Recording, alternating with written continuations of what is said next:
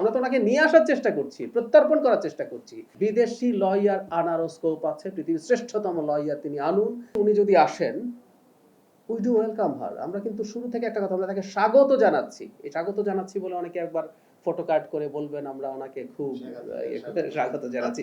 স্বাগত জানাচ্ছি আমরা জাস্টিস, আবার ওই কথাটা আগে একদিন বলেছিলাম, আমরা তার জন্য জাস্টিস নিশ্চিত করতে চাই, ইনসাফ নিশ্চিত করতে চাই। তার মৃত্যুদণ্ড হয়েছে, তিনি আসবেন, তিনি আসলে তাকে আমরা যদি প্রত্যর্পণ করে আনতে পারি, আমরা তো সেই চেষ্টাই করছি।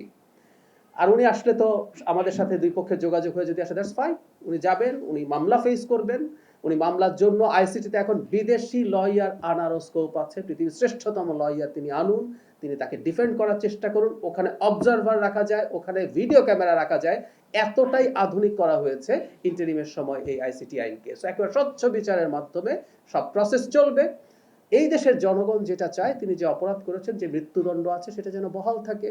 বহাল থাকলে সেই মৃত্যুদণ্ড কার্যকর হবে, সেটাও জনগণ দেখতে চায়। ফার্ম ফ্রেশ পাস্তুরিত তরল দুধ, বেশি ভালো দুধ। আর যদি আমরা ওই যে আবার বলছি, আমরা তো আদালতে গেছি, আদালতে তিনি যদি প্রমাণ করতে পারেন তিনি অপরাধী নন, আদালত যদি শেষ পর্যন্ত তাকে অন্য কোনো শাস্তি দেয় অথবা তাকে খালাস দেয়, সেটাও হবে। সো জাস্টিস এভাবেই হতে হয়।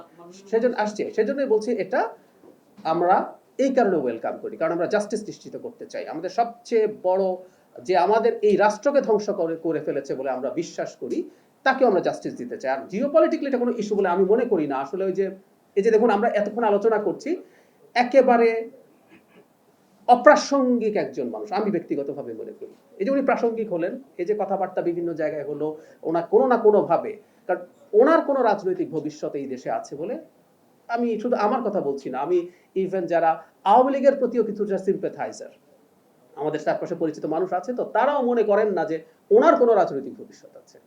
তো এইটাই আর কি। সুতরাং এটাকে আমি কোনো চাপ বা কোনো প্রবলেমের কিছু বলে মনে করি না। উনি যদি আসেন, আমরা তো চাপের প্রশ্ন কেন, আমরা তো চাইছি উনি আসুন। আমরা তো ওনাকে নিয়ে আসার চেষ্টা করছি, প্রত্যর্পণ করার চেষ্টা করছি।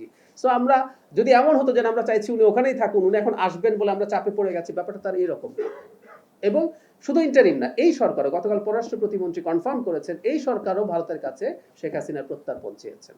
তো সুতরাং যেটা করছেন সেটা বলায় আসলে চাপের কিছু নেই।